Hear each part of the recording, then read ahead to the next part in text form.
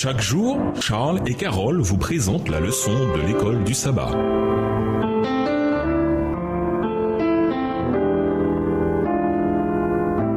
Bienvenue dans votre émission Dieu nous parle. Nous voilà à la leçon de mercredi, un Dieu jaloux. Dans sa confrontation avec Pharaon, Dieu a déclaré « Car cette fois, je vais envoyer tous mes fléaux contre toi, contre les gens de ta cour et contre ton peuple, afin que tu saches que nul n'est semblable à moi sur toute la terre. » Exode 9, le verset 14. Que voulait dire le Seigneur quand il a dit « Nul n'est semblable à moi sur toute la terre » ? Il est impossible à des esprits bornés de sonder parfaitement le caractère ou les œuvres de l'être infini qui restera toujours entouré de mystères, même pour les intelligences d'élite et pour les plus grands savants. Dieu est sans égal. 1 Roi 8, le verset 60. Il pense, se souvient et agit de manière que nous ne comprenons pas.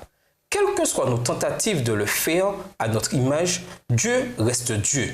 C'est lui qui a fait chaque flocon de neige, chaque cerveau, chaque visage et chaque caractéristique individuelle dans leur singularité. Et il n'y en a pas d'autre. 1 Roi 8, verset 60. Après tout, il est le créateur et en tant que créateur, il est naturellement distinct de sa création. Que nous indiquent ces textes sur combien Dieu est distinct de sa création ?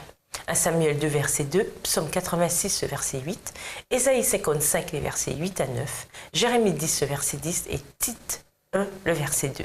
1 Samuel 2, verset 2, « Nul n'est saint comme l'Éternel, il n'y a point d'autre Dieu que toi. Il n'y a point de rocher comme notre Dieu. » Psaume 86, verset 8, « Nul n'est comme toi parmi les dieux, Seigneur, et rien ne ressemble à tes œuvres. » Ésaïe 55, versets 8 et 9, « Car mes pensées ne sont pas vos pensées, et vos voix ne sont pas mes voix, dit l'Éternel. Autant les cieux sont élevés au-dessus de la terre, autant mes voix sont élevées au-dessus de vos voix, et mes pensées au-dessus de vos pensées. » Jérémie 10, verset 10, « Mais l'Éternel est Dieu en vérité. Il est un Dieu vivant et un roi éternel.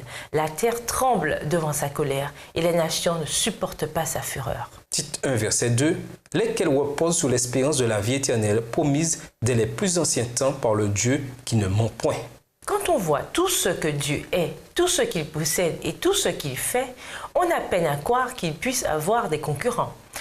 Et pourtant, il en a, au sens où il doit concourir pour obtenir l'amour et l'affection des êtres humains.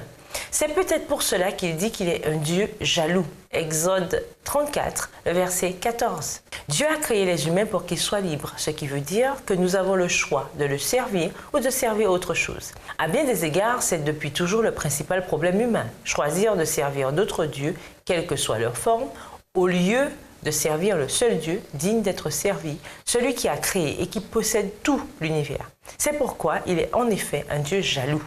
Y a-t-il quelque chose dans votre vie qui est en compétition contre Dieu pour gagner vos affections? Et nous vous laissons avec la question du jour. À votre avis, pourquoi de nombreux chrétiens ont-ils une vision aussi négative de l'argent? Au revoir. Et à demain si Dieu veut. Dieu nous parle. Chaque jour, Charles et Carole vous présentent la leçon de l'école du sabbat.